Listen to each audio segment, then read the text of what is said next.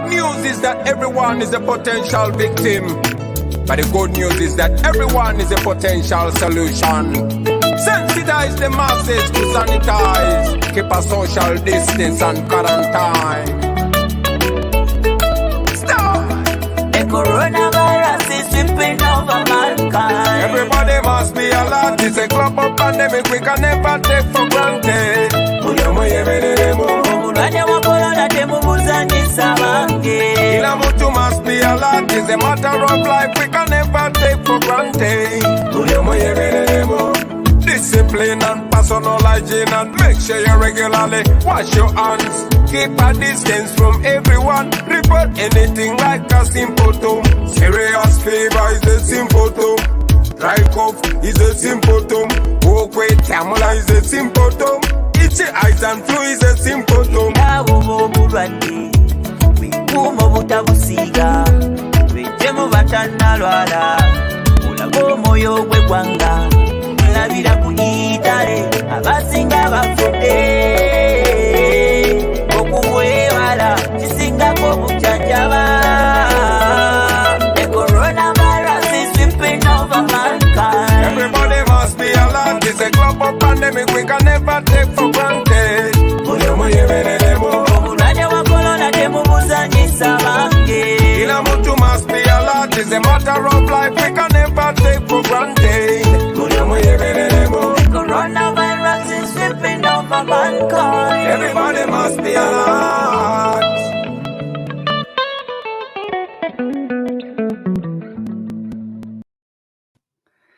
What's going on, everyone? That was the sweet, sweet sound of the Ugandan artist Bobby Wine called Coronavirus Alert. Yes, Bobby Wine has done more to stop the spread of coronavirus than the entire American government. Hats off to him. Love that jam. Thank you for not shutting it down, and I'm glad there's not enough copyright on it to stop this stream. What's going on? Welcome to the Bitchuation Room podcast live. I'm Francesca Fiorentini. I am your host. Happy Sunday. Okay, I think it is Sunday. It is Sunday, June 28th, the year 2020, the year that why are we doing this year anymore?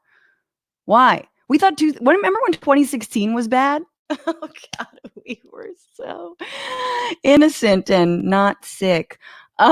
We have such a good show for you tonight. Thank you so much for being here, for watching live from your homes, from your toilets, cooking dinner, whatever it is you're doing. We have John Iadarola from the Young Turks and his show, The Damage Report, on the show this evening. Yes, I'm so excited. We're going to talk about coronavirus. Not excited about that necessarily, but we're going to talk about progressive electoral victories and lefty media. John and I love to talk about this, and I hope you will enjoy it as well. Also, we donate a portion of any tips you guys give us. So, no, let me rephrase that. Tip us. There you go. Tip us. This show is free. It is streaming. And then we donate a portion of those tips to different causes every week. Last week, it was Black Voters Matter when we had Tammy Sawyer on. This week, it is to the GoFundMe of the mother of Elijah McClain, who was the young gentleman who was killed by police last August in Aurora, Colorado. And there has yet to be justice in his case. None of the police officers have been fired. The guy, I think, his death is sort of hitting us all a little bit harder because he was honestly, seems like one of the sweeter persons you would ever meet. Played the violin to shelter animals. Someone who should have never been brutalized or killed or targeted in the way that he was. So please donate to that, to us. We will donate a portion of that to his mother's GoFundMe. And also make sure that you, if you're watching on Twitch or Facebook or YouTube or whatever it is, ring the little bell button so you are reminded whenever we go live. If you just sort of like scrambled to get here, you're like, oh my God, what did I miss? Not much. But just remember to, press that little button. And if you're listening as a podcast, hey, review this podcast. All right. I pleaded with you. I asked for your puns. I got one review that said love. Love. That's a good pun because love is a lie. So thank you for those reviews. And before I bring up my co-host, I want to just read something from my good friend, Paulina McFarland, who is married to my other good friend, Sasha Wright, because it is Pride. Happy Pride. And I know it's been a weird Pride, but it's been an important Pride also, highlighting specifically Black people in the LGBTQ community and lifting them up. And she wrote something really awesome that I would just want to share with you guys. She said, I think a lot of us queers have to fight so much to be treated like valuable humans in the streets, at schools, within our own family structures, that we become hardened, distrustful, or reactive out of necessity to protect our own sanity and physical safety. And some of us often crumble under such awful psychological pressure. But at some point in our lives, hopefully, you are allowed some retrospection and distance that comes from sometimes age or simply lived experience. And you, me, we relearn to love who we are, learn to reject objections to our mere existence, and stand firmly assured that we are worthy of everything life has to offer, including all the love and all the pride. No matter what the personal struggle, I wish all the queers in my life, in the world, safety first, resolve, love, joy, and knowledge, and that you are absolutely perfect in who you are and how you live your life. Fuck the haters. Keep shining and resisting, my beautiful, powerful queer family. Amen. Ditto, if I can say that as a non-queer person. But, we'll set out an exploratory committee by the end of this month. Thank you, Paulina, for those beautiful words. And with that, I want to bring in my co-host. He's a comedian. He's a labor organizer. He's a daddy, not with a Z, not yet. Please welcome Mr. Nato Green. Hello. Hola. Hola, ¿qué tal? ¿Cómo estamos? Bien, más o menos. Todo bien. Sí. Así, así. Dude, Chévere. Were you taught así in high school of Spanish? What is that? Can native Spanish speakers tell me if anyone uses it's supposed to be like así? so, but nobody says it. Nobody says it. Like native Spanish speakers will say dos tres. Dos tres? Yeah. Does that mean fuck the police in Spanish? Like más o menos. Dos, Dos tres, like entre dos y tres. Yeah, right. So what's going on? I was thinking, Elijah McClain killed by cops in Aurora, Colorado, and I was like, why have I heard of Aurora, Colorado before? And it took me a minute, and then I remembered the last time Aurora, Colorado was in the news was the 2012 massacre when that guy shot and killed a bunch of people during the Batman movie. Yep. So, man, fuck Aurora, Colorado. Whatever's going on over there. Yo, fuck that guy forever, and also fuck him for the life. I have my drink, by the way. Oh, good. I was worried. Yeah. You weren't subdued enough, so I was like, yeah. Where's NATO's whiskey? I haven't had my fuck third. that guy, because I can't go to like a Batman movie now. Anyone else? You can't go to a Batman movie without looking over your shoulder. Like I saw the Joker in theaters and I was like, no, please. If I saw like a bad dye job, because that crazy dude had like a horrible orange hair and I was like, nah, you're like, it's that guy. If you just went to a hair salon for that. Anyway, well, Nato, welcome. Why don't we get into this week? Happy Pride. Yep. Happy Pride. Happy Pride. And also it's a twofer. I gotta say it. It's my wedding anniversary. Whoa. Is your partner a man? No. Then it doesn't count. It doesn't count for Pride. But But I think it's fun to celebrate Pride in the streets. I mean, celebrate your wedding anniversary by kissing a girl or whatever, or you kissing a dude. That's right. Cool. That's fine. It's but also the Pride Parade in San Francisco is such a huge deal. Like people come from all over, like back when we were still allowed to go outside, and there would be hundreds of thousands of people and like standing room only on down Market Street. It was like a huge thing. But growing up in San Francisco, I was at Pride parades as a toddler. And so I was seared into my brain the early, late 70s militant Pride parades when it was just naked people and glitter, everywhere. And so it's by the time I was an adult, you can't get glitter out of the cracks. I know, particularly when you're sweating. Yeah.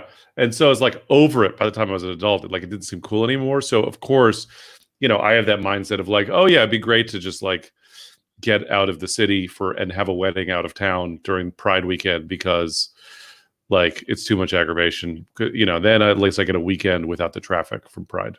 Yeah, definitely It's experience. it's dumb. No, it's Like I got married on Pride weekend so I could find a parking space. Yeah, experience Pride in San Francisco once in your life. But yes, there will be no parking. I just want to give a shout out to everyone watching right now. I see you, Alberto on Facebook, Steven on YouTube, thanking me for the visuals, or us for the visuals.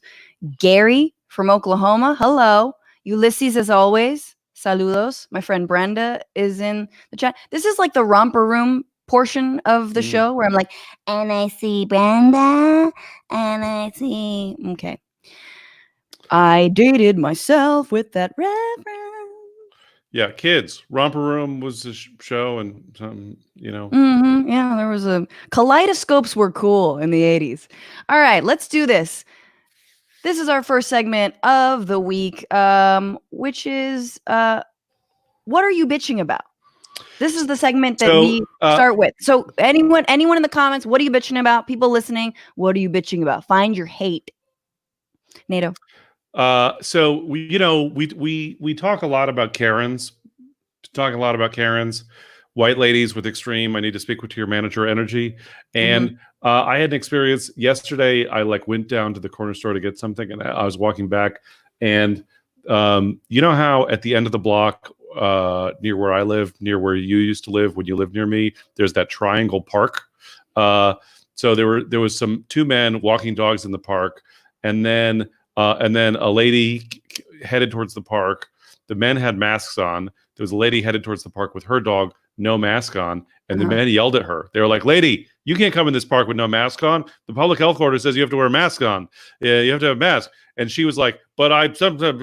She was very indignant, and she was like, "How dare you, sir?" And she started to film them, and they were like, "Fuck you, lady." And then they started to film her back, and then she stomped off. And the moral of the story, Francesca, is that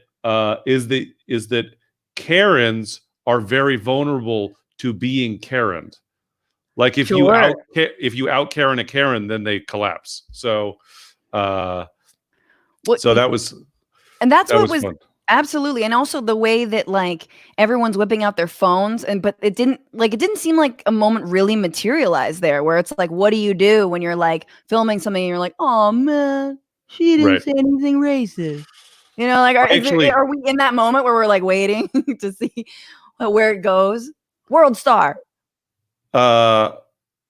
Actually, so this is it happened another time. It happened to me, right? Same block. I was standing on the sidewalk talking to somebody I knew from my neighborhood. We just run into each other on the street, and this a black woman comes out and starts to get into her car and drive away. And it's a tight parking place, and she has kind of a beater car, and the car that she's parked next to is like a very nice SUV. And so a white lady rushes out and is worried somehow that the black lady's going to bump into her nice car, and so starts filming her. And I was like, and they exchanged words, and it was heated. And I was like, lady, put your phone away. You're going to be that person? What are you doing? Don't be that asshole. But parking in San Francisco will make you racist. It'll turn you racist, Your Honor. Yeah. I didn't understand the signs. So I am. What are you? Is that what you're bitching about? Well, that's what I'm bitching about. Okay, nice.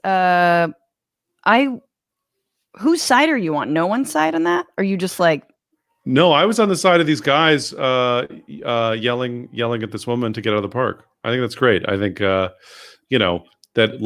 this is when we talk about defund the police. This is the alternative. Instead of calling the police in a situation, just shame people. You don't need to call the police. Shame. We have norms. People should be wearing masks. If they don't wear masks, shame them until they wear masks or go home. I mean, until we have friendly neighborhood patrols, like we're in elementary school, or in a rich neighborhood, like a cop that wears like a hat, like a cowboy hat, but isn't armed. Do you know what I mean? Like until we have that, where we can just be like, hey, hall monitor, this person isn't wearing a mask, then I feel like unfortunately people are turning to it's either extremes. It's like cops, or I'm just going to film you, and maybe eventually if you're racist enough, you'll lose your job. Anywho, I'm bitching. Nato's like, I have a lot to say. Don't tempt me. I'm bitching about my cat. Who? Here's the thing: when you puke up your lunch, you don't get a second lunch. Does your cat have an eating disorder? I mean, she is getting a little fat. No, but listen, if you eat grass after lunch and then you puke it up, don't come back at me like I'm supposed to give you a second lunch. You ate grass. That's on you, girl. So, yes, she needs to be a little more svelte. But that, and also class reductionism I'm bitching about. Sure. We don't need that. And that class reductionism is essentially if you only believe that everything is about social class, and that race and gender are far, far, far, far seconds to that. And I think that misunderstands this country and how it was founded, and how capitalism was formed in this country off the backs of enslaved labor and Black Americans. And just in case you don't believe me, and in case you're struggling with this, and I would hope that every organization, every person is changed by this moment in this civil rights movement, new civil rights movement that we're in. But I just want to read, AOC said something. She said, intersectionality isn't about virtue signaling or wokeness. It's about how we build a majority in progressive democratic politics. And if folks have bad racial justice frames or gender justice frames or identity frames, you won't go anywhere in expanding the party. And I would say not just the party, but beyond that. You won't go anywhere in expanding the politics. Screw the Democratic Party necessarily. Your own party. You're just not going to build a movement if you don't have true intersectionality. So, food for thought. Can I make a confession? Please. Whenever people say AOC, this is like so deeply NATO Green on brand.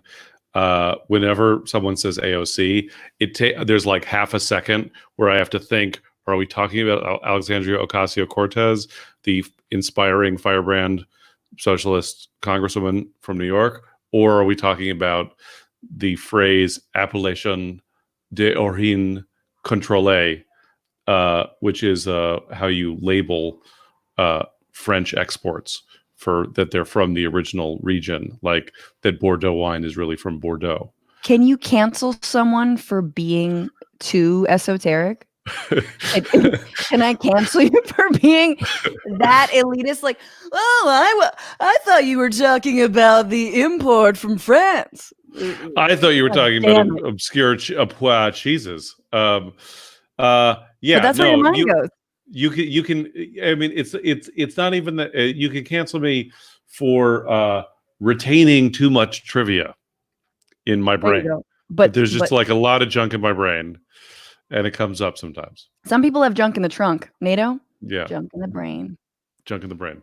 That's what if we ever had a sitcom. I don't have junk in the trunk. What am I talking about? I was like, we'd be junk in the trunk and the brain. But I don't. All right. Moving on. You guys, what are you bitching about? I see people are bitching about Trump. That's like way too easy, dude. Basic. People are bitching about the 1980s. Why? Great decade, except for the war on drugs. And about people Central America, right. And then people are bitching about people who think you're a pussy for wearing masks, and also that they have to vote for Biden. Oh, yes, you have to wear a mask, kind of like you have to vote for Biden. It's sort of like you approach the Biden campaign in a very masked way. Like, even if we didn't have COVID, we would be doing that. Just like, I don't want any of it on me. Well, it's both ways. Both of them are like, if I have it, I don't want anyone else to get sick here. So that's why I'm doing this. Word. All right. Well, that was what we're bitching about. And now we're going to jump in. I'm sorry for not pronouncing appellation d'origine original or whatever properly. I know the terms in the comments. Yeah, go ahead. I know the terms, but I can't pronounce French words. All It right. sounded like Spanish. You know, when we were in, I was Okay. totally Oh, that here we guy. go. When we were in Here we France, go. I would just talk to people in Uh-huh. Spanish, and I could like my Spanish isn't good enough that I sound like a native Spanish speaker, but my Spanish is good enough that I sound like a Spaniard to a French person. They don't even care. They don't care where you're from. Yeah. All right, let's jump into this week. All right, you guys, once again, it is June 28th, Sunday evening. This is a look back at the week where it's been quite a week. This was the week where the United States experienced its worst spike in coronavirus cases since the pandemic began. 40,000 in a single day. Probably because states have been reopening way too soon. And there's still not a federally coordinated plan to actually stop the spread or alleviate economic hardship in any meaningful way. And you know what, Nato? Like, I always thought the fall of the American empire would come from too many endless foreign wars. And who knew it would be from Florida spring break? Daytona Beach. Woo! Like, that's like the last gasp of our society. Just like, woo! I think a lot of people knew it would be Florida spring break. Still, Disney World in Florida, if you didn't know, is going to reopen on July 11th. This is real. And let me say, if that doesn't kill Americans, then the irony of being infected in the Epcot Center, a building that looks like an actual coronavirus, will kill you. I feel good in that context that, like, you know, it's going to be the tourists who want to go, who'd like decide to go, that are going to get sick, because normally in that situation I worry about the workers getting sick, but they have their goofy masks on. That's true. They are wearing masks. That's the job. And their mask will be wearing a mask. Yeah. Which I think will be cute. Like, there's one silver lining. So cute. Thank you.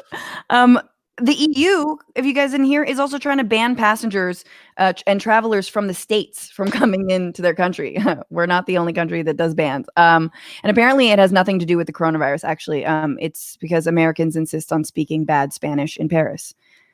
Exhibit NATO. Exhibit A. It feels like, do you remember the party game you played as a kid, Would You Rather?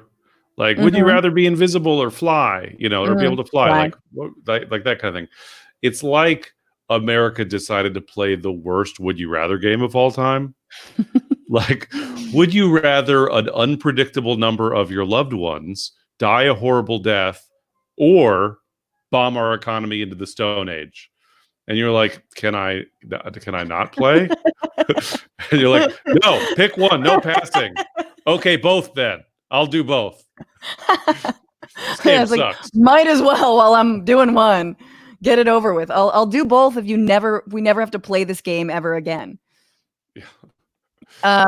Also, states like Texas, Florida, and California are reversing their reopening process. They're closing things that I didn't know were even still open. Reclosing things like bars. And honestly, at this point, haven't we all learned that drinking in your home alone is the healthiest way to drink right now? Like, whatever, have your kids set up like a little Western saloon for you in the living room. It'll be adorable. They'll be like, go home, Dad, be with your wife, tuck me into bed, Can someone in the comments write the joke about like that? The punchline where Francesca says they're closing things I didn't even know were still open. We're talking about Texas and Florida, like libraries. Am I right, everybody? Huh? Because they're dumb there or something. Seems like that joke wanted to be written. No? Okay. Yeah. No, it did. It did. You seem to write it though. But I was phoning it in. True. Someone workshopped that in the comments. Yeah. Tighten that. Punch that up. So this is the week where the Congressional Government Accountability Office released an analysis that the Treasury Department, led by noted billionaire creep Steve Mnuchin, sent stimulus checks to 1 million dead people, costing the government $1.4 billion. Billion with a B, as in this bitch. If we can afford to give $1 billion to dead people, we can afford a Green New Deal. Don't let anyone tell you different. I'm not that upset about it. I feel like turnabout is fair play, Grandma. You know what I mean? Like, I finally get to do to my grandma from beyond the grave what she did to me my entire childhood, which is slip a $5 bill into my hand and say, don't spend it all in one place. God damn it, Grandma! I can't buy drugs with $5.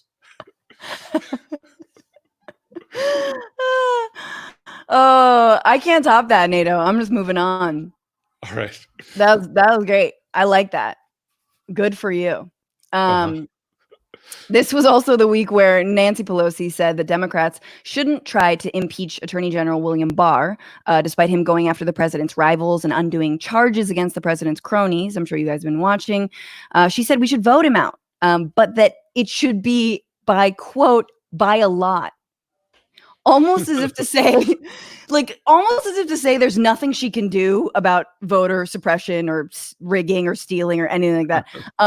Then she was asked whether she thought Trump would respect the outcome of the election if he were voted out. And she said yes, but that if not, then, quote, Trump's henchmen would make him understand, which means, you heard her, Nancy Pelosi is down for a coup to remove the president. And she's just thrown in the towel. Like, she's henchmen, like not the cabinet. You know what I mean? Not his campaign manager. Henchman, like he's Cobra Commander. You know what I mean? But Pelosi doesn't care that Attorney General Barr is actively and publicly dismantling all Democratic checks and balances. Yes, Barr fired the U.S. attorneys and other political opponents, but we all know that Pelosi won't actually believe that it's a crisis until he fires Bergdorf Goodman. True. Where are you going to get the Manolo Blahniks, hashtag Manolo Blahniks, third reference in a month? Donate, guys. You're going to get the Max Mara coat. I did some Googling. Max Mara is some cheap. I was like, NATO knows luxury brands? No, I just did some Googling of what the fuck is Pelosi wearing. You Googled. This was the week where Israel plans to annex the Jordan Valley, a move that would fully encircle the West Bank and cut off Palestinians from literally every border and completely cut them off from the outside world. Did I say week? I meant 70-year colonial settler project that's been aided by American support, Christian fundamentalism, and Islamophobia. I almost said Islamophobia, right? My bad. It's the annexation is being instigated by recently reelected under a cloud of controversy Israeli Prime Minister Benjamin Netanyahu. Benjamin Netanyahu is called by his friends Bibi, which is short for bulldozer, as in I will bulldoze your Boliv breeze and your apartments, maybe bomb some boys and babies with bullets from the Israeli Barmy. That's what Bibi stands. That's what Bibi stands for. Now, Gentiles, I have to say to you that sometimes non-Jews get very anxious that you can't criticize Israel without sounding anti-Semitic, and I want to give you a pass. I want to tell you that it's not bigotry to dislike the policies of a government. Do you know what I mean? Like, there's the difference between disliking a people and disliking the actions of a government. Like, this is also the week where the Tennessee state legislature again passed a fetal heartbeat bill that would ban abortions after a heartbeat is detected. So I'm against that. You could say that I'm a Tennesseeist because I'm bigoted like that against people who do stupid things. There you go. That was a long way to go, but shorter than where you could have gone explaining the difference between criticizing Israel and criticizing all Jews. So it's the difference between, I'm not sure I approve of the policies of the Israeli government versus I'm not sure I approve of those policies of the dirty Jew kike bastard Israeli government. Like, just know the difference between the two. I hope YouTube doesn't turn that into automatic closed captioning, because we are going to get some really unwanted views. I just had a problem with the YouTube algorithm got me. There's somebody tweeted this to me. A friend of mine tweeted this to me that if you play a track of my album on YouTube, that track, How White Are Jews, the algorithm, the next thing that comes up is like this crazy right-wing anti-Semitic video. Of course it is. Of course it is. Sorry, carry on. No, it's fine. This was also the week where San Francisco and Oakland school systems voted to end agreements with police, which is huge. But it also means that the only recourse for my Oakland public school teacher brother has when a 10-year-old calls him a little bitch is to accept the criticism. He might have to tase his students himself instead of calling someone else to do it. The whole, yeah, oh my God, school supplies. First it's pencils. Now there's no tasers. Where's the Scotch taser? All right. And I'm gonna end it right there. That was the week where. Yay! Because our last item, I want our guest to weigh in on. You guys, please welcome to the Bitchuation Room the host of the daily political news show, The Damage Report, as well as the climate change docu-series True North that can be seen on the Young Turk. Working on your day off, bruh. That's okay. The days all blend together. Why should I take one off? But no, I've been asking to be on this for like a long time, so it would have been a real deep move for me to be like, no. Had a tweet that he deleted. I did. And it was a video from The Villages, Florida, which sounds like a closed community within a closed community within a closed community. It pretty much is. And a Talbot's and a Max Mara. Anyway, and a parade of MAGA golf carts went around in a pro-Trump protest, and then there was a counter protest, and an older gentleman in one of the golf carts yells "White Power." And I just want to play it and then get some reactions from you all. And for anyone who hasn't seen this luscious little bit. There's your white voice! There's your white voice! Gracious! Yeah, you got it! You! White power! Yes! There you go! White power! Do you hear that?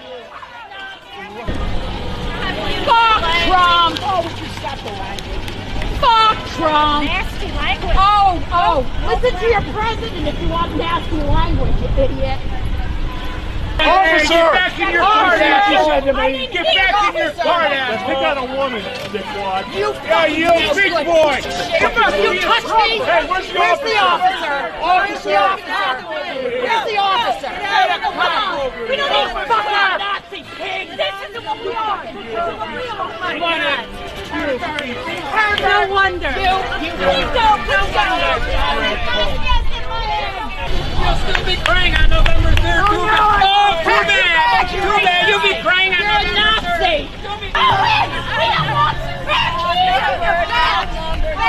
beat me up! You can beat me up! You little turd! You fucking... Hey. Wow. All right. And that is what Facebook looks like in real life. I have a lot of thoughts. One, I always thought those like retirement communities were like boring. They're described as boring. That's more fun than I've had all pandemic. They say that the president, like, he shared this without realizing that they yelled white power, but it was like the very beginning. It was the first thing you hear was white power. Very clearly. Pretty sure. My favorite thing about it is that everyone in the video on both sides is white and old.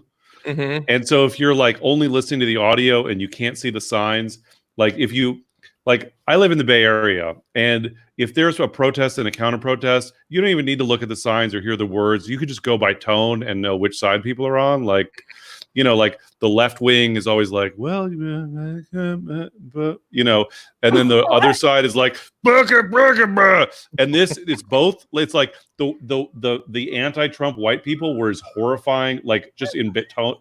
You know what I mean? Like, welcome to the villages, baby. The villages. Been in the There was village. the one lady who kept calling for if you're just hearing the audio, there's the lady who keeps calling for the officer is wearing a Black Lives Matter T-shirt.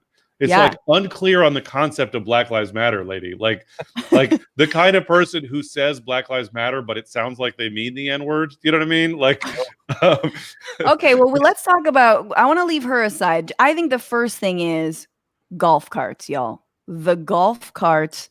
Is it a pro-Trump thing? Is it a retirement community thing? What it is fucking hilarious. Like, it's the most pathetic way to show your support or protest or whatever. Already funny. And then when the woman who's with the Black Lives Matter t-shirt says, you know, fuck Trump, two golf carts are like, first one's like, watch your language. And then the other golf cart's like, that's a nasty word. You know, they're all just like, oh, how dare you? Yes, I want to lock all Mexicans up, but Yeah. White power, but let's keep it civil, okay? There's kids. Well, there's 50-year-olds, okay? Everyone. One thing I noticed too, that like we imagine that when like the gap between the oldest lefty and the youngest lefty, the oldest right winger and the youngest right winger must be so big. But what the comment that stood out to me was the like 90-year-old man who's like, "You'll be crying in November." He's just like Talking Points USA kids. All he wants is lib tears. That's the highest like goal for a right winger is, I don't care if I literally die in lava. I want you to cry before I do. Yes, absolutely. Because they know they're wrong, but it's like they just want to bottle up the tear. Yeah. So one quick note about the woman who I don't have the clip, but the woman with the Black Lives Matter T-shirt or the Chico's shirt that she then wrote Black Lives Matter on, which already is a sacrifice, but her name is apparently Sharon. And so now the internet is saying that Sharon is the anti-Karen. Sharon is better than Karen. Be a Sharon, don't be a Karen. Sharon isn't Karen for the first time. That should be a shirt. Yeah. And may I just say, as someone whose landlord is named Sharon, I wholeheartedly disagree. Sharon is not an anti-Karen. She's a weaponized. Sharon is a weaponized Karen. Mm-hmm. And Sharon is Karen with power. Sharon is the manager that Karen wants to speak to. But anyway, I just thought that was so cute, despite the white supremacy and ridiculous. But John, you've seen this kind of thing every single day. Like we have this week in Karen, you have every single day you're looking at people refusing to wear masks, people going on racist tirades, from the very first video with the actual doctors and nurses who were working at a hospital where there were COVID patients standing in front of someone yelling at him or them. And so I guess like what moment of hell are we in? I always ask you this on your show, but I feel like, COVID cases have gone up, skyrocketed, and you've been following this really closely. If it's possible to discern kind of like the most bizarre part of all of this, or like kind of the thing that's shocking to you, or the most shocking to you, what would it be? I mean, I don't know. I am a beat dog at this point. Like everything shocks me and nothing. Like I'm scared of everything that's coming at me, but I don't have any energy to ward it off anymore. It's just every day it's another punch in the face. But I guess there's two things, a substantive thing and a sort of imagery metaphorical thing that's most shocking. So substantive is I've been wondering since before the 2016 election what Trump would do. And then sort of as a secondary thought, and what will people make of it? And I would have assumed, even at my lowest point, that if he presided over the deaths of over 120,000, official count, and didn't even pretend to care along the way, that would break through to people. But if it has, it's broken through to like a handful of people. And that is truly shocking. Even after following politics for, as long as I have in media, like I really would not have believed that you could see that many people die and have your base stay almost perfectly rock solid. Mm-hmm. And then the other thing, the metaphoric thing, I'm sure, is like if you're going to have this nationwide protest movement inspired in part, multiple cases inspired it, but in part by George Floyd's, just heart-wrenching video of him saying that he can't breathe, that the hill white America chooses to die on is masks and make me uncomfortable. Like that would happen at the same time. Yes. Like I want to say read the room, but I feel like they did. Like I almost feel like it's intentional. Even if they don't know it, I think Tucker did when he got them all to believe this. Yeah. And it's not fair. It's too stupid to be real. It's so simple though. I mean, that is white privilege right there. Yeah. On a platter. Here are the lessons. Can I on the topic of the part of Trump's base that, like, I've seen a bunch of articles circulating about like Trump is losing ground with working class white women. And, you know, the LA Times had this big article about Mojave County, Arizona, and people, you know, being bummed about Trump there and whatever, and like diehard Trump supporters. And there was just a bunch of, I feel like there's a way that like the Biden campaign and the sort of establishment Democrats are very excited about it. And I'm like, great, now we can pick up these 35 former Trump voters who are disappointed and are ready to come back, and we can go back to ignoring the left. Like we don't need to. We can pivot to the right to get those people. We don't have to pivot to the left to regain the Bernie voters. Yeah, yeah. I mean, they were gonna try to do that anyway, but now they have sort of a swagger because they think it's gonna work, which is even more. It's like insult to injury. But yeah, you're right. And Biden is doing it. And there's even a little bit of polling to indicate that it might be working in some states. I mean, at the end of the day, it all comes down to the Electoral College, and with as much voter suppression as we're already seeing throughout the primary, you know, you can't take anything for granted. But yeah. As Pelosi says, we got to win big. Do it by a lot. Okay, Pelosi. We'll get on that. Jesus Christ, can you help us vote? Could you send some resources over to Georgia? Mm-hmm. Come on. Can you pretend like people having access to the vote in fact as well as in law matters? That's something like if they're going to shut down all these polling places, if they're going to make it as difficult and as expensive as possible to vote, could you make an ad or something? Like have a little bit of political cost to it? Because right now it's free. It's gratis. They just do it and it doesn't even hurt them at all. Yeah. That is actually interesting about ads. Like I'm not even aware that there are local ads that are bought by the Democratic Party generally to vote. Like, here's how to vote. It's always on like callers and, you know, phone bankers to be like, well, let me help you find your polling place from California, you know? Anyway, that's a whole other the can of closest you worms. probably have is like an Obama speech where he'll like, you know, tell people they have to. Right. And we're like, great, where? How? Yeah. Remember, if you're in line by the time at 7 o'clock or 8 o'clock when the polls close, they can't turn you away. Like all that stuff, all the logistical stuff about voting, people need to hear. Yeah, right.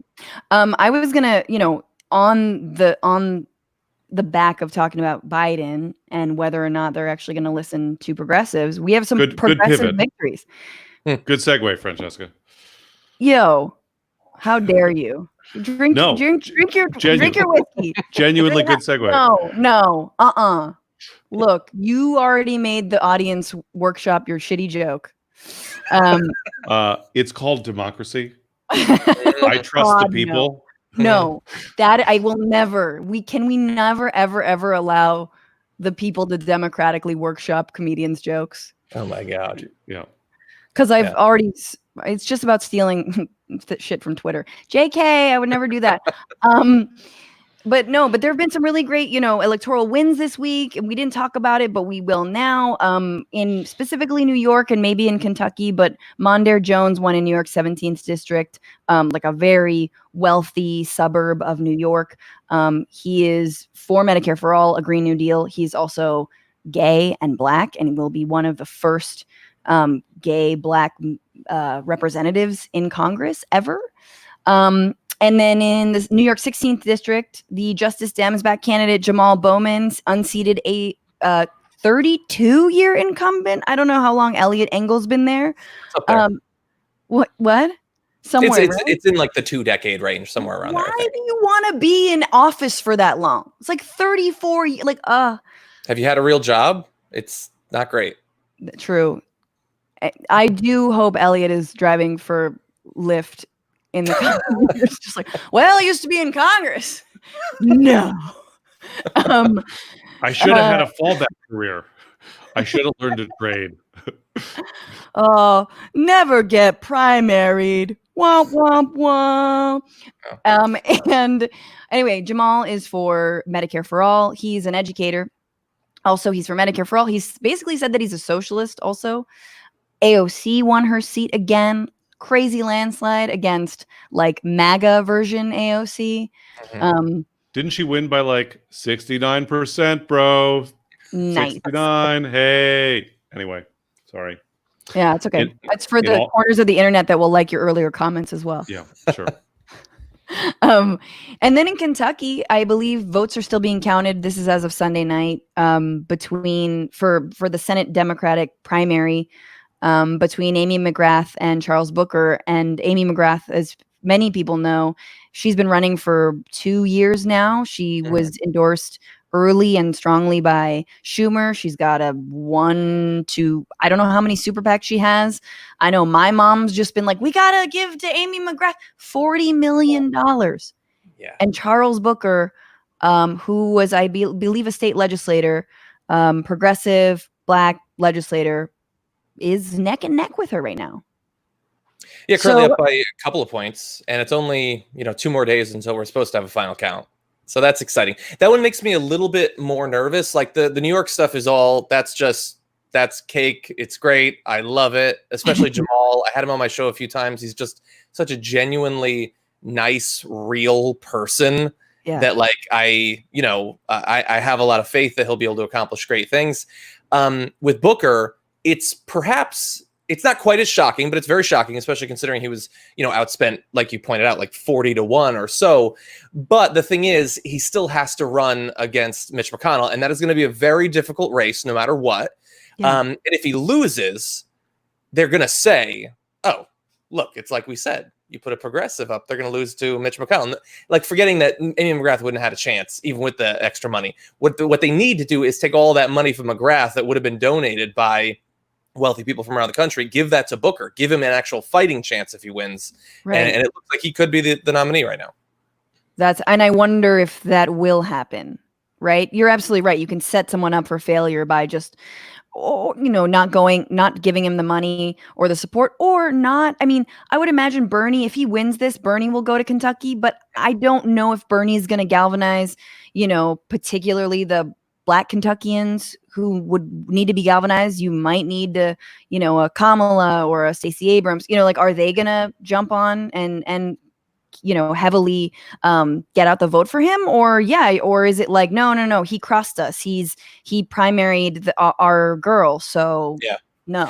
Well, look, if I had any influence whatsoever, and I don't, what I would say is they need to run an at least 2-pronged strategy. What they need to do is put out stuff about him, what he supports, run a populist sort of campaign for him. And I think in Kentucky, that'll do quite well. Nationally, they need to run the most vicious anti-Mitch McConnell ads imaginable, because while people hate Trump more, people hate Mitch McConnell, and they hate how much he's accomplished. And so if you want to get donations to flood in from around the country, do the stuff for Booker, but they're not that into it, the National Democrats, but they do hate Mitch McConnell. And as much as they would prefer Amy Mcgrath, they don't want Mitch McConnell being in charge of the next Supreme Court process. Right. It's not a low profile race. Yeah. It's not an AOC versus what's his ass face. I'm just kidding. Yeah. I remember it. Crowley. Thank you. I remembered, but you said it. What do you, John? His first name was Assface, though. It was Assface Crowley. It's weird that you forgot that part, because it stands out. True. John, what are your thoughts on this strategy from the right now, which is like Biden is whipped by the radical Dems? Like, it's funny that he's not, but to me, it's a little weird though that what is that? What's that strategy about? It's like I'm sure that they think it's effective, and maybe it even is, as part of that radical left that wishes we had whipped Joe Biden. Every time they do that, where they take a crappy centrist and they call them a crazy communist, it just feels like salt in the wound, because we don't get to have those candidates, but then they act as if we do. So we're just watching the process, feeling beaten a second time. I don't think it's going to be nearly as successful, because they do it to every candidate. And I don't necessarily think that that's what puts them over the line in the national or state elections where they win. Especially national elections, they need the misogyny, they need the racism. And they're going to have that. Like they're going to have some of that. You can guarantee that there's going to be a caravan suspiciously close to the election somehow. Sure. But man, did they love running on misogyny. Caravan of that's one of the worst things about America, is that will always be there waiting to meet female candidates. And with Biden, it's going to be a little bit harder. It's like the right will run red baiting against even the most conservative Democrats. Like, you know, they'll run red baiting against Joe Manchin if it made sense, seemed like the reason to do it. Yeah. The only people who are like, it doesn't, I don't think, I agree with you. I don't think there's any reason that it works with voters. The people who actually care about it are Joe Biden, Nancy Pelosi, Charles Schumer, like Tom Perez. It's the establishment Democrats that are worried about being called socialists and use that stuff to justify how they define the policy platform more than any of that stuff actually I feel like moves votes. Yeah. I mean, and that goes back to the, the idea that you should win over the repentant Karens, the now Sharons, who maybe were once Republican and now are Democrat. And then that's the sliver of people that you should get, rather than like, increasing the voter base, making it easier to vote. And it does, and I don't mean to be like super cynical about this, but it really does make you wonder, like, do Democrats want to expand voting rights? Like, are they actually committed to making sure more people vote? Or do they also secretly know that their 30+ year reigns and their, cozy relationships with corporate donors will be compromised? Their entire Beltway ecosystem will be compromised. I think there might be like a third potential explanation. I think that in theory, they might. But when they think about trying to get out the vote, they think about the sort of campaigns that are run every presidential election. Let's get P. Diddy to do a video and let's put a little bit of money into it. But all of that is trying to get people to vote for shitty candidates that don't really offer them anything. Yeah. And so they've been trying to do that for decades. I don't think they actually get what trying to expand the franchise in terms of fighting back against voter suppression, but also by putting up a candidate that would actually inspire new voters. I think that they conflate those things and they think it's wasted money to try when they've never actually tried this second option. Sure. And everything, I mean, that's the thing, the popularity of people like AOC and Bernie, that should just let that ride, But especially when it comes to Bernie, they won't. Nato? Yeah, I mean, well, I was going to say, like, I've been working on political campaigns for 20 years, and I feel like there is, I feel like the left also gets blinkered around this stuff too, in the sense that that they like, it's like whenever a centrist Democrat runs, the left goes, see, you didn't energize the base and you lost because you weren't progressive enough. And then when a progressive runs and loses, we say, well, the establishment held us down. And it's like, of course, if you're articulating the kind of politics that your AOCs or your Ilhan Omars are advocating, of course, the entire ruling class is going to fight against it, Yeah. And so, like, and our job is to out-organize them and to run better candidates with better campaigns. And I think it's true. And, I don't think it's true that the American electorate is spontaneously clamoring for socialism until we go and organize them around it. Like, we have to go, people aren't with you until you organize them to be with you. You know what I mean? Yeah. And I think, I agree with that. Yes, I absolutely agree with that. I wanted to actually focus on the media, because I think the media's had a huge role to play, and I think they've had a huge role to play in the downplaying of Bernie Sanders and Bernie Sanders' candidacy. And it's hard to think of him and utter his name because, talk about salt in the wounds and remembering, everything that could have been.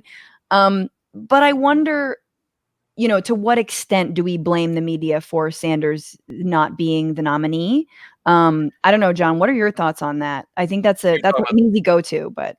Yeah, I assume you're talking about like mainstream cable news media. And maybe some news. Not the damage report on Monday through Friday at 10 a.m. live streaming on YouTube.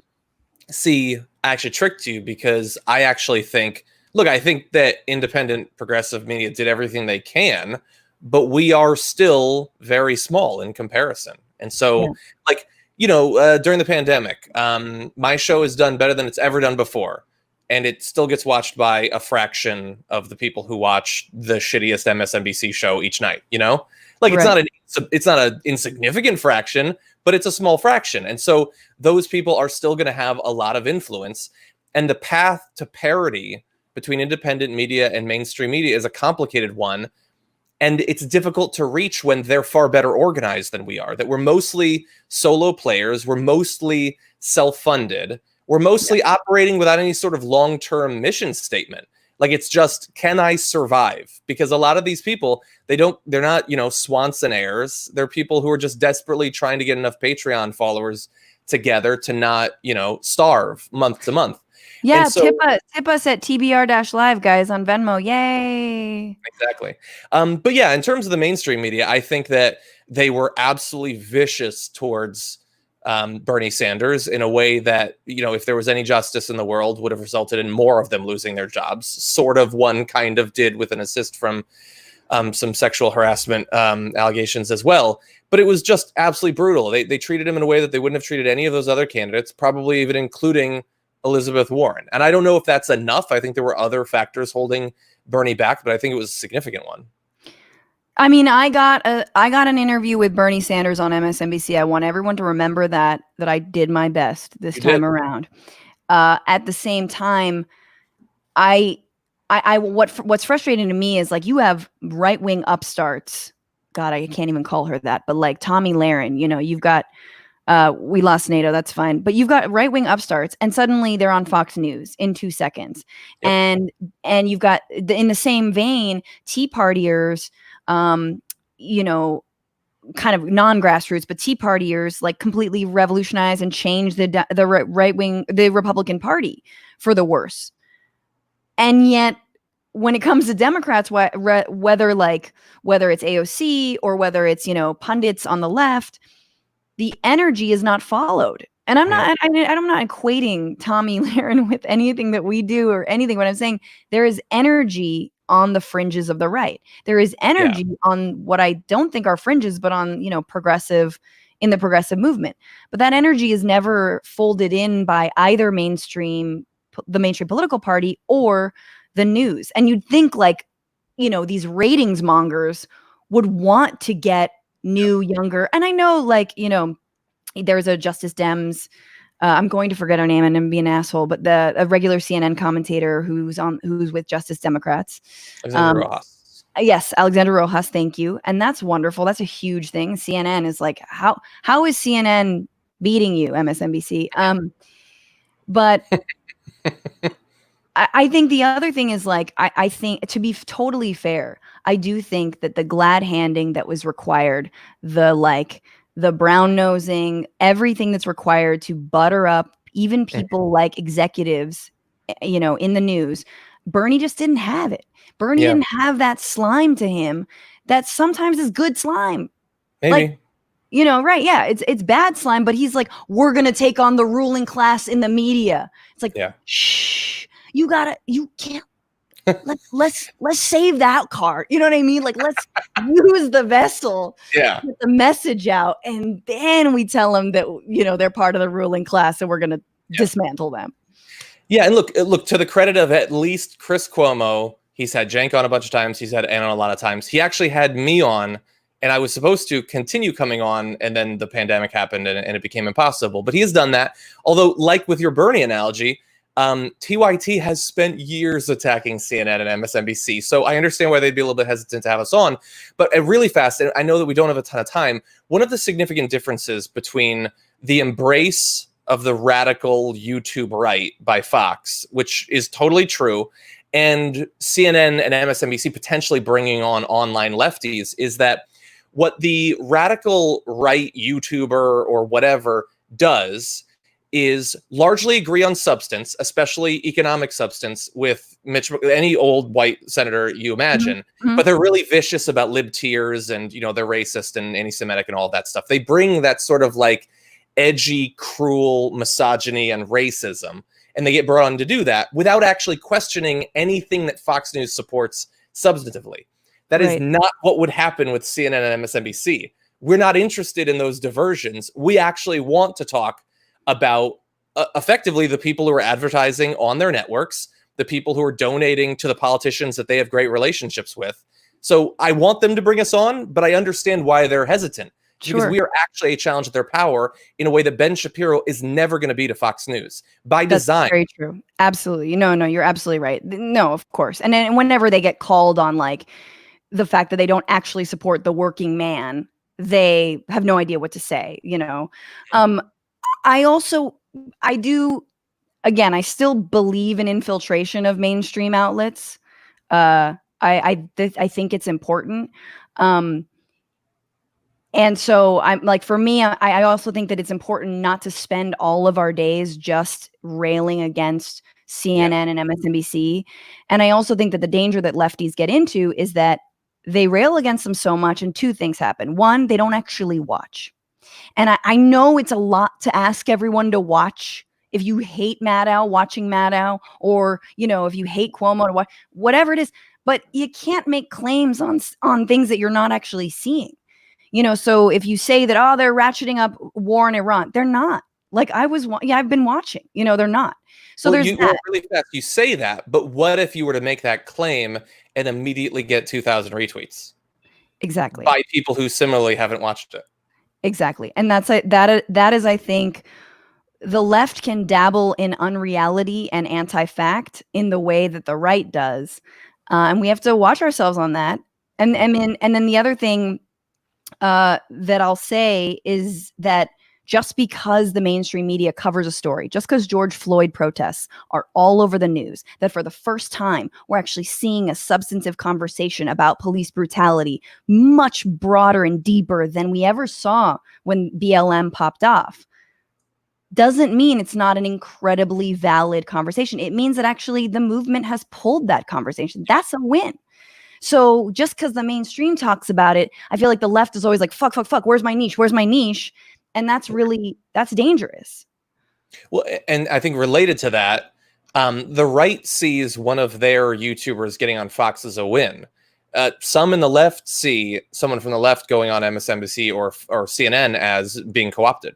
Right. And totally. because there's so much competition for whether it's actually a limited audience or an audience that's perceived to be limited, taking down someone who has managed to infiltrate even the barest minimum amount is seen as a way to get some of that audience.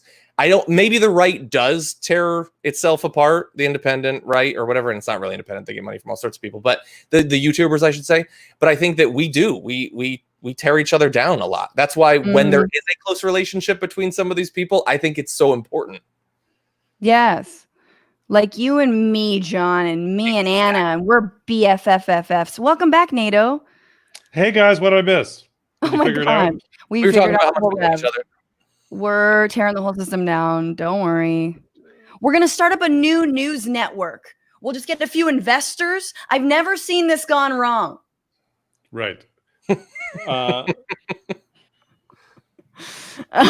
have a question. See. Did you cover it already? I don't know. So I feel like I get down with media criticism as much or more than the next guy, and like understanding how like corporate bias and sort of the like ideology of the mainstream media operates. But it's like it's taken as a truth on the left. I mean, it has to be true that the bias in the media shapes our politics. But I feel like we all get a little bit misty about how that works. And there's sort of a counterfactual claim in it of like, well, if tomorrow Francesca and John took over CNN, the world would be different. Like it's better, right? But it's sort of like, how does that work? Do you know what I mean? Like I think we assume that the media shapes politics, which it must, right? I would guess as a Marxist, I have to say that there's some kind of dialectical relationship between media and politics. But like sort of how much do we have to tip the scales to see the politics change? Does that make sense? Yeah. I think we were just talking about how that works versus on the right, and how it's not a one-to-one comparison, because the right will never question the funding sources, for example, of Fox News. They're a-okay with that. And it's completely anti-democratic. And so I think I do think, and once again, I believe in infiltration of mainstream media. I do believe it's important to have left figures. I don't believe it's selling out, but I believe, you have to proceed with caution. I think you see someone like, if everyone on MSNBC were like Chris Hayes, it would be a different network, and I think for sure if Bernie had managed to win the election, man, I would hope, and I think you would see some new hires on MSNBC. You'd also see some doubling down on red baiting and they'd have the conservative, not the Chris Matthews, but somebody else. But I think it is, I agree with you. It's like the problem with nailing down what's wrong with mainstream media is that it's slippery. It's slippery because they're not actively lying. They're not actively lying about Bernie. They're just omitting. They're omitting. They're tailoring a conversation. They're having the same kinds of pundits on. And so it really isn't lie. It's just a narrow approach, the narrowest approach.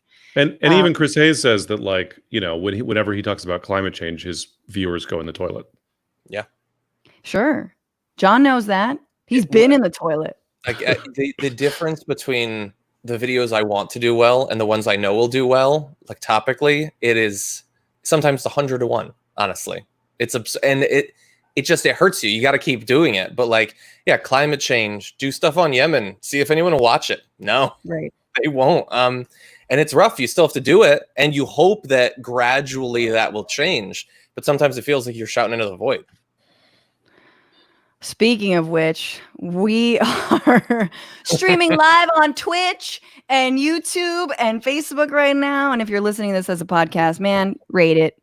And we have to move to our final segment, John, but let this be the beginning of something great, like a bonus episode behind a Patreon wall, behind a Venmo account, behind a while screaming into the void. While screaming into the void.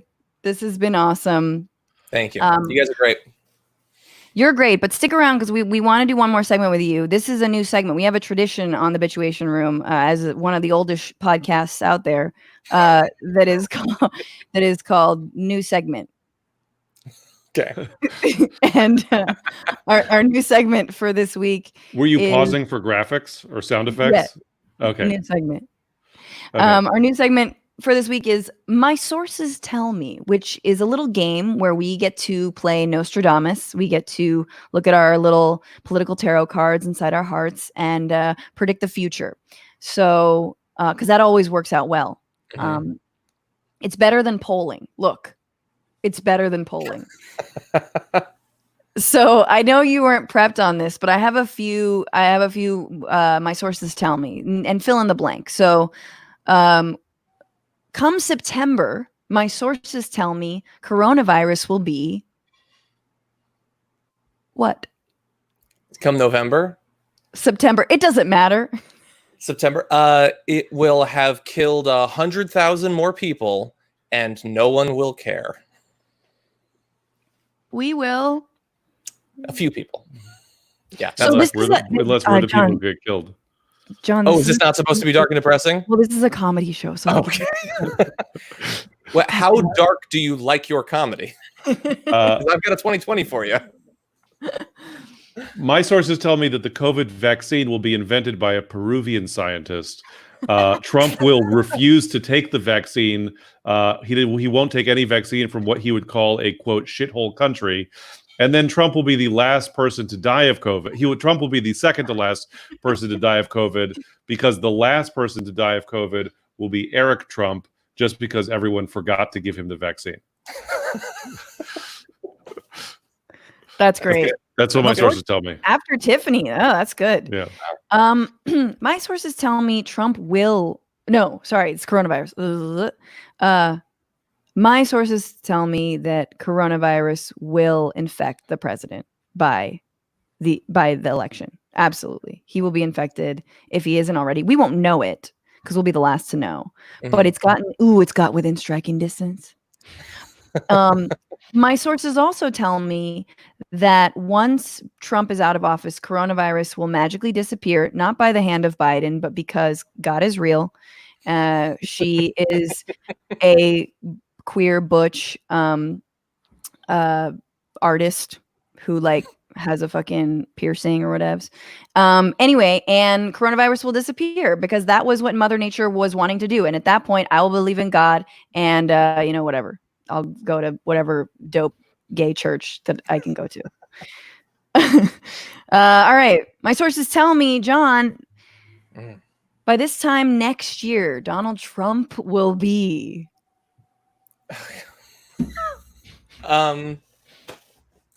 He'll be buried under a foot-deep layer of Filet-O-Fish wrappers. I'm hoping. Like, actually, that'll be his grave? No, he can still be alive. He's Okay. depressed. Something bad has happened. I don't know. Fill the best humor, you have to fill in some of the gap yourself. I don't know. I'm not a professional like you people. It doesn't have to be funny. Okay. This is a hard one. So that he could still be in office buried underneath the Filet-O-Fish. Okay, by this time next year, my sources tell me Donald Trump will be in Moscow, at the Kremlin, which I think is in Moscow, but it could be in St. Petersburg, but I'm pretty sure it's in Moscow. Please. By this time next year, I will know where the Kremlin is. Donald Trump will be in the Kremlin begging Putin to coup the US because it'll be some like Guaido situation in Venezuela. He'll come and be like, oh my God, there was I was ousted or whatever in a free and fair election. And Putin will be considering it. That's interesting, Francesca, because my sources tell me that by this time next year, Donald Trump will have learned the error of his ways, will become a Patreon contributor to many noted left-wing podcasts. John and I know which ones. Yeah, he'll be a regular on Chapo. He will have become a vegan. He's just like really getting into self-care and like respecting other people's boundaries. So he'll learn boundaries. Yeah, he's going to go to the Black Lives Matter march with Mitt Romney, like the whole deal. So yeah, there is. Wow, there's like a 3-month silent meditation between that. Yeah, he's going to be at a Vipassana retreat with Jack Dorsey, drinking gray water. Damn. All right. By 2024, my sources tell me Alexandria Ocasio-Cortez will be launching her campaign for what? Jeez, oh my God. Okay, yeah, no, there's really mixed messages. My sources tell me that by 2024, AOC will be launching her campaign for. I mean, is that Chuck Schumer's year? My sources aren't sure about that. But I don't know. The idea is she'll be riding years of like subtle in the beginning, but ever increasingly vicious burns against Chuck Schumer, making him look ridiculous on the national and indeed the international stage, so that when she launches, he actually pulls out of the entire thing, and she doesn't even have to run against him. That's what my sources are fairly confident about. Oh, my sources think your sources are very correct. That he will run for the hills before he has to run against her. I hope. So my sources tell me that by 2024, Alexandria Ocasio-Cortez will be launching her campaign for fucking Mother of Dragons, Breaker of Chains.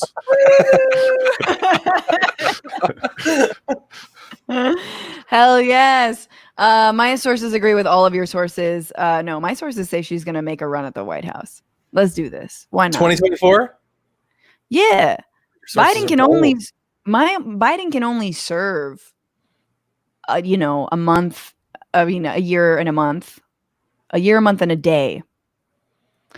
Who was the president? Was it William Henry Harrison who got elected and then died a month later? Is that the president I'm thinking of? It might be. Our producer Becca is nodding her head. Yeah. She's So got some real insight into so William Harvey. so Biden What? is gonna do a William Henry Harrison if he wins, because the election isn't stolen.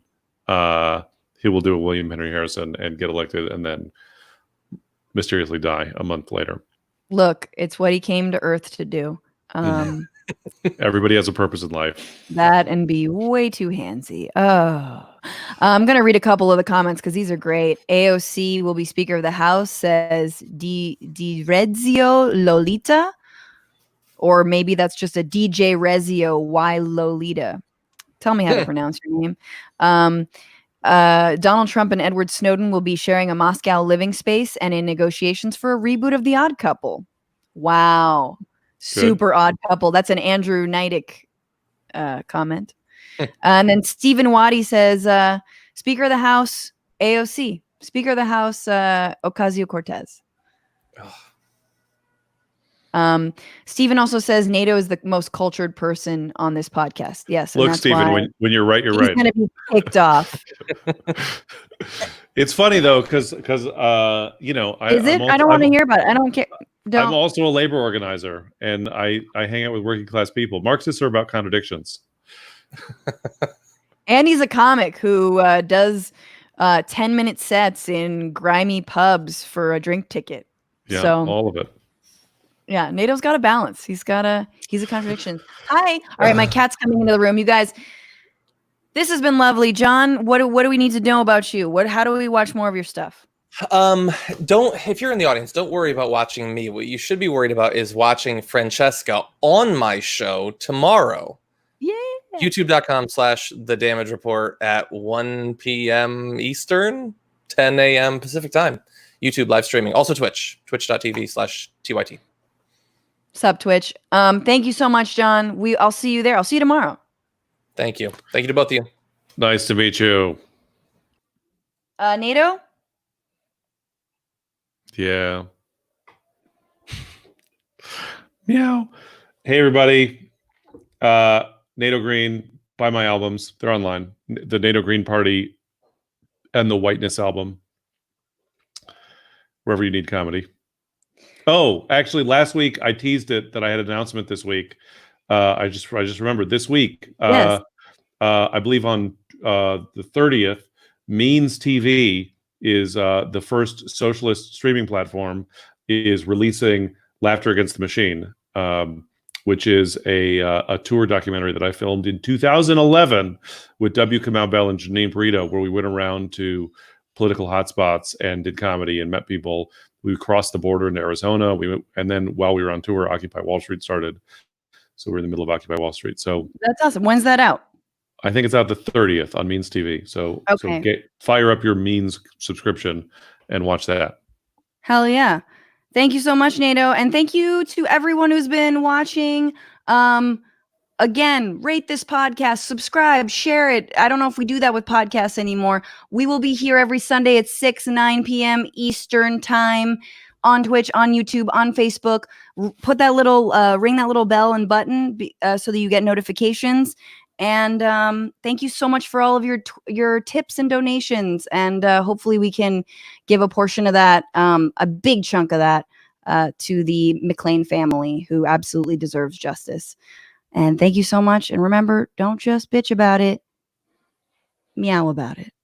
Bye-bye. Meow. There's a cat here for those of you listening.